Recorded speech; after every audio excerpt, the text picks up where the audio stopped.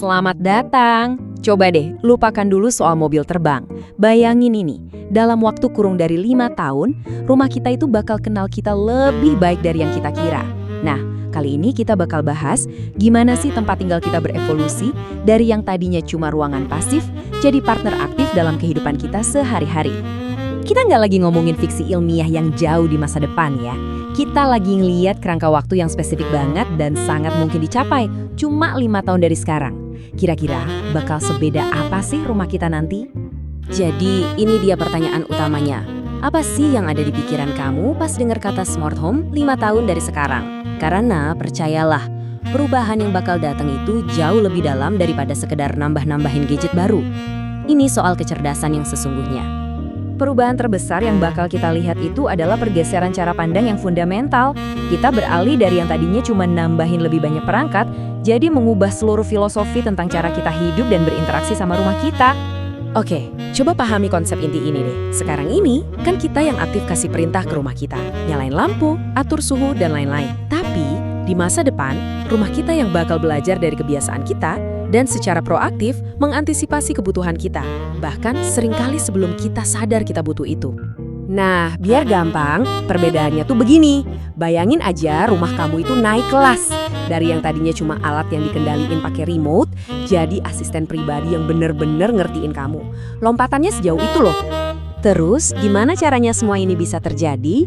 Jawabannya ada di 2 teknologi utama. Kecerdasan buatan atau AI dan Internet of Things atau IoT. Anggap aja AI itu otaknya, dan IoT itu sistem sarasnya yang bikin rumah kita bisa berubah dari sekedar dikontrol jadi benar-benar belajar. Oke, sekarang kita udah paham nih ide besarnya.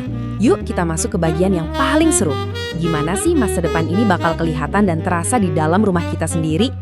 Ada 4 area utama di mana kita akan melihat perubahan paling dramatis. Yuk kita bedah satu persatu dan lihat apa artinya ini buat kehidupan kita sehari-hari. Kita mulai dari yang pertama. Ini bukan lagi soal nyetel alarm. Ini soal rumah kamu yang udah tahu kamu bakal bangun jam 6 pagi, jadi dia mulai nyeduh kopi, naikin suhu ruangan, dan buka tirai secara otomatis. Semuanya berdasarkan pola kebiasaan kamu yang udah dia pelajari dari waktu ke waktu. Keren kan? Nah, ini keuntungan besarnya. Kontrol penuh atas penggunaan energi. Lupakan deh tagihan listrik yang bikin kaget. Nanti, kamu bisa lihat secara real time perangkat mana yang paling boros listrik. Jadi kamu bisa bikin keputusan yang lebih cerdas dan hemat uang, nggak lagi cuma nebak-nebak. Nggak berhenti di situ, kita naik level lagi. Rumah kamu nantinya nggak cuma bakal mengonsumsi energi, tapi juga mengelolanya. Dia bakal tahu kapan harus ngambil daya dari PLN, kapan pakai energi dari panel surya, atau bahkan dari baterai mobil kamu, semuanya demi efisiensi yang paling maksimal. Dan ini bahkan meluas sampai ke garasi rumah kita. Mobil listrik kamu bukan lagi cuma alat transportasi, dia jadi bagian yang terintegrasi penuh dari ekosistem energi rumah, yang terus-menerus berkomunikasi buat mengoptimalkan penggunaan daya. Manfaat praktisnya apa? Gini, kamu pulang ke rumah, colokin mobil kamu, dan sistem bakal nunggu sampai tarif listrik lagi murah-murahnya, misalnya tengah malam. Baru deh dia mulai ngecas secara otomatis. Hematnya nyata banget, tanpa perlu kamu pusing mikirin. Jadi gini cara semuanya nyambung. Dimulai dari rumah yang belajar kebiasaan kita. Dari situ, dia bisa mengintegrasikan semua sistem yang ada dengan mulus, yang kemudian mengarah ke optimalisasi energi yang cerdas. Hasil akhirnya, tentu saja, rumah yang jauh lebih efisien dan nyaman buat kita tinggali. Penting banget untuk kita sadari kalau apa yang kita bahas ini bukan cuma tren teknologi sesaat yang bakal lewat gitu aja. Ini adalah evolusi yang fundamental dan gak terhindarkan dalam cara kita mendefinisikan apa itu rumah. Seperti yang dikatakan para ahli, rumah pintar bukan hanya tren teknologi, ini adalah arah masa depan kehidupan modern. Jadi pertanyaannya bukan lagi apakah ini akan terjadi, tapi seberapa cepat kita semua akan mengadopsinya.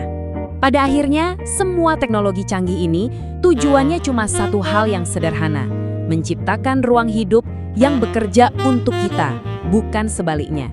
Sebuah rumah yang benar-benar ngerti dan melayani penghuninya. Jadi, sebagai penutup, saya mau ninggalin kamu dengan satu pertanyaan untuk direnungkan.